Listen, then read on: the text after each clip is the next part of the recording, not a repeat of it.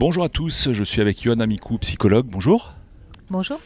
Alors Johanna, comment on fait pour réduire le QI de la population au niveau de celui d'une étoile de mer? Quel est le processus? Belle entrée en matière, ça résume bien la situation. Comment on fait? On fait peur aux gens, on les effraie, on les isole, on les monte les uns contre les autres. Du coup, on active vraiment des systèmes de protection en fait. On est tous câblés pour gérer du stress, donc du coup voilà, on les isole, on les effraie, on leur dit qu'ils vont mourir ou qu'on va tous mourir, et du coup ça fait disjoncter leur cerveau tout simplement et avoir des réactions ensuite de déconnexion et d'obéissance. Donc quand tu es dans cet état de stress, tu peux pas réfléchir de manière cartésienne, c'est pas possible. Pourquoi? Exactement. En fait, on a un système nerveux qui fonctionne de manière globale habituellement. Quand on est sans stress, on peut réfléchir, on peut avoir accès à nos émotions, on peut construire une pensée.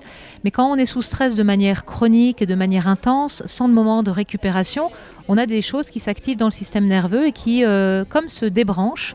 Donc toute la partie du néocortex, qui est la partie la plus évoluée de notre cerveau, qui permet de réfléchir, de mettre du sens sur les choses, est débranchée, est déconnectée de notre appareil à sentir, de notre appareil émotionnel.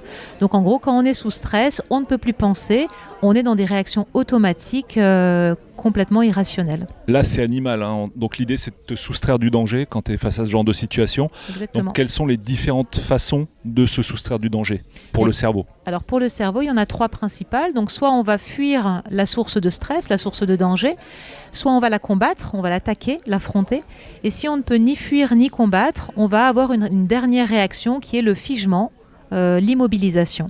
Dans le monde animal, les animaux font exactement ça face à un prédateur. Soit ils fuient, soit ils combattent, soit ils font le mort. La soumission. La soumission, exactement. Donc ouais, soit simuler la mort, soit se soumettre directement à la source de danger. Pour que l'attaque passe et qu'on sauve notre peau en s'étant soumis.